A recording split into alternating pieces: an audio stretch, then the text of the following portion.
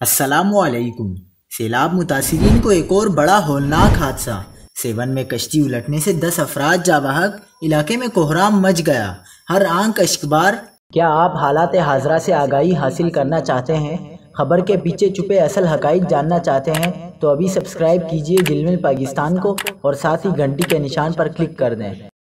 آپ کو بتاتے چلیں کہ سیون میں مسافروں سے بری ہوئی کشتی الٹنے کے واقعے میں 10 افراد جاں بحق ہو گئے۔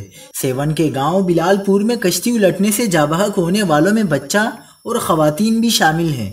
ریسکیو ذرائع کا کہنا ہے کہ کشتی پر 20 سے زائد افراد سوار تھے، جن میں سے 7 کو نکالا جا چکا ہے، جبکہ لاپتہ 3 افراد کی تلاش جاری ہے۔ پولیس کے مطابق حادثہ سیلاب متاثرین کی نقل مکانی کے دوران پیش آیا۔